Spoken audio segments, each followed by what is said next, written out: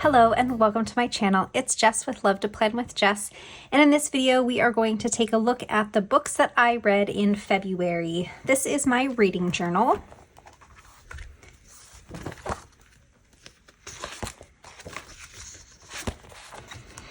And here is the currently page for the month of February. In February, I read 8 books, 2,146 pages. I have on here a habit tracker I read every day, and these are the books that I read.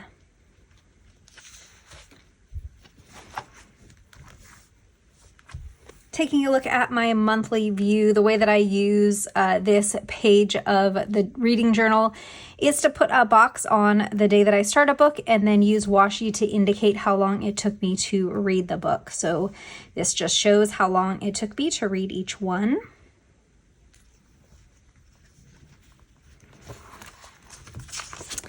And now we'll get into the books that I read. The first book that I read in February was First Lie Wins. This was a thriller, 311 pages. And this book was about a girl whose mom is sick, and she starts setting up cons to steal from wealthy people in order to help pay for her mom's treatments. She gets caught on one of those cons, and she's bailed out by a mystery man who wants her to work for him. His name is Mr. Smith, like super generic. And she's basically given like a name and a location and a new identity, and she's supposed to find out everything that she can about this person. But there's a mark that she's given, like a new person that she's supposed to go and investigate. And with this certain mark, kind of everything changes. And this was a good book. I gave it 5 stars. I really liked it. My memorable quote for this book was, "It's been said that if you want a slice of time to stick out, to be crystal clear in your mind, one small difference in an otherwise normal routine is all it takes." The second book that I read was One by One by Frida McFadden. This was also a thriller, 294 pages, and I really liked this book a lot. I gave this one 5 stars as well. This one was about a group of friends going on vacation. They were going to this inn for their vacation, and it was in kind of the middle of nowhere. And before they make it to the inn, their car breaks down, and they get out and they're searching for the inn, but they end up like wandering around in circles, and like one by one, people start disappearing in their group. I didn't have a memorable quote for this book. I don't know if I kind of read it quickly and didn't really, wasn't really thinking about a quote, or nothing really stood out to me. So for this book, I don't have a memorable quote.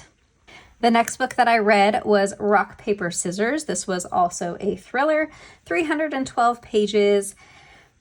I rated this one a 4.5. This one was another really good book. In this one, a woman wins a weekend getaway, and she's kind of hoping that it's just what her and her husband need to kind of rekindle their marriage. Their marriage has been a little bit rocky.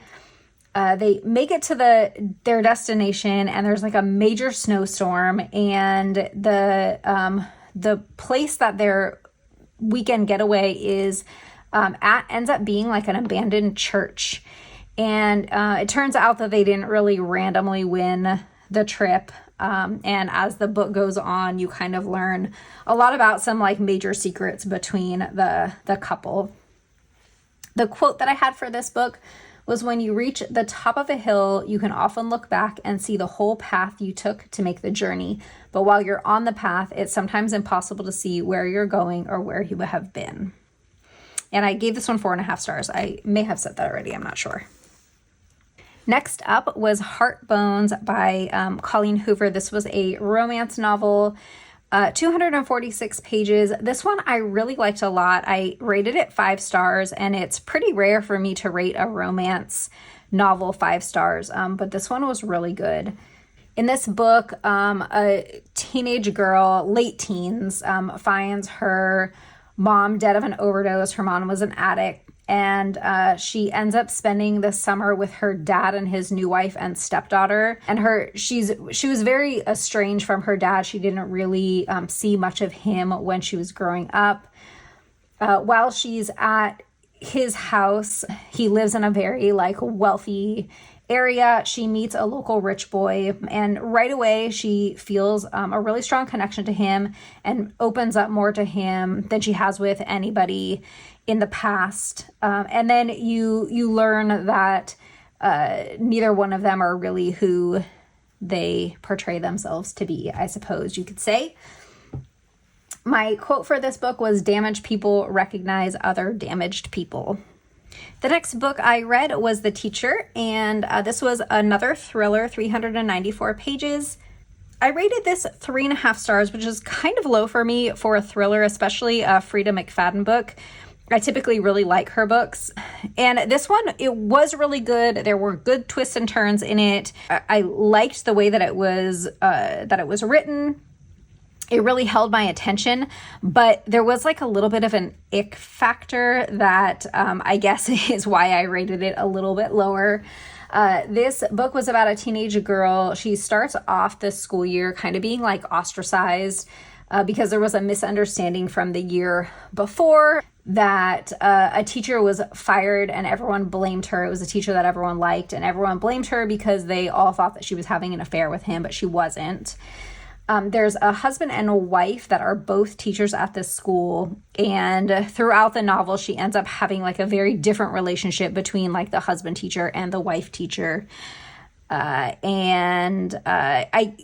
would have to give a trigger warning for this book. I feel like a lot of the thrillers that I read you would need to have trigger warnings for, but this one especially. And my memorable quote for this book was, "Life nearly passed me by, then she young and alive, with smooth hands and pink cheeks, showed me myself, took away my breath, with cherry red lips, gave me life once again."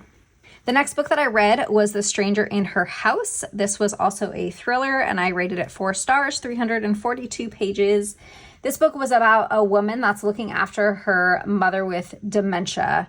And this young man shows up from a charity, and he says that he's there to help with odd jobs around the house. The woman becomes like increasingly suspicious of him and of his intentions. And I don't want to give too much away, but it turns out that really nobody is who they portray themselves to be. My quote for this book was, "And that's all that's left of me too, shards of my new self, scattered into too many pieces to ever put them back together again." The last 2 books that I read for the month of February were 2 books in a 5-book series. So I'm going to kind of talk about them together. The Risk and Sidetracked were book 1 and book 2. I rated them both 4 stars. They're shorter books. The first one was 132 pages and the second one was 115 pages. It's a thriller series, and in this series, there's a girl with a traumatic past, very traumatic, and she's seeking revenge on all the people that harmed her. And early on, she ends up meeting and falling for a guy that happens to be an FBI agent that's investigating her crimes. So it was a really good series. I really enjoyed it. I rated both of those books 4 stars. For the first book, though, my memorable quote was, "Sometimes people don't find justice, sometimes they have to take it." And for the second book, my memorable quote was, "There's a certain high you get from fooling the world into thinking you're the lamb instead of the rabid wolf." So that was kind of my review on the books that I read. This is my bookshelf. The teal colored books are the ones that I read in January, and the purplish colored are the ones that I read in February. This is my Reading 100 Books tracker, and I got this from Elise's Etsy shop, Plan with Elise, and it just has a little book covers for all of the books that I have read so far this year. This is my Reading A to Z challenge, and I think I added maybe 4 books. First Lie Wins was a new one for this month.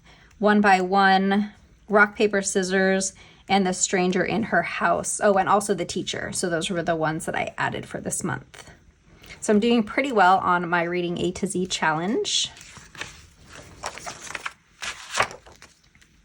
And this is the final page of my reading journal. This is just the number of books and pages that I read each month. For January, I had 9 books, 2,904 pages, and for February, 8 books, 2,146 pages. So that's going to do it for my reading journal recap for February.